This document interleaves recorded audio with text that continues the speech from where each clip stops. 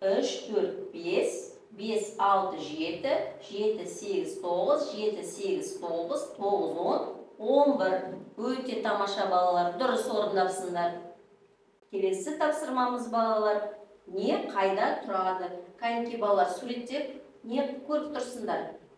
Тоты құс, көлбақа, балық, маймыл, тиін. Енді балалар, құстар мен жануарлар қайда өмір сүреді екен балалар? Тоты құс қайда өмір сүреді? Орманда. Дұрыс айтасыңдар. Көлбақа суда тіршілік етеді.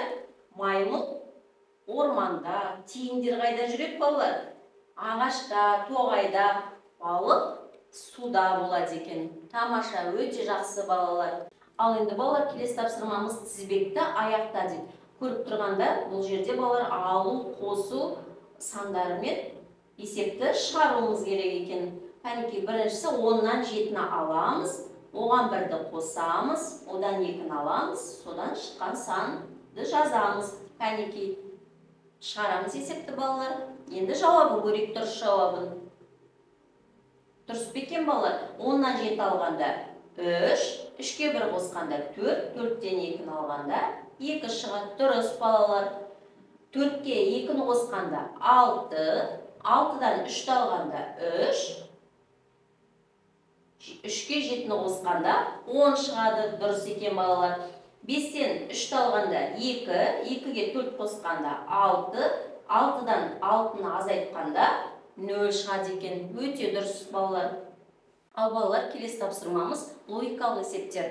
Бұл балалар ауызша жауап береміз, жұмбақтар.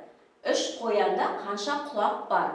2 тауықта неше аяқ? Ал 2 қойда ше? 20 саусақ көрінсе, неше қол болғаны? Қазда бар 2 аяқ, тауықта бар 2 аяқ. Екеуін қосып санайық. Болады сонда неше аяқ? Келесі, бір-бірімен жарысқан 2 аю, 1 арыстан, 4 қоян, 3 түлкі, бәрі нешеу? Ойлан сен. Жақсы балалар. Балалар өте тамаша. Енді балалар, сабақтың барлық тапсырмаларды өте жақсы орындадыңдар. Алтын балықтың тапсырмасын дұрыс орындадыңдар. Енді кәнекей қолымызда неше жұлдызшалар бар екен, соны санайықшы. Сосын алтын балық сендерге сыйлықтарын таратып береді. Жақсы, осымен сабақ аяқталды.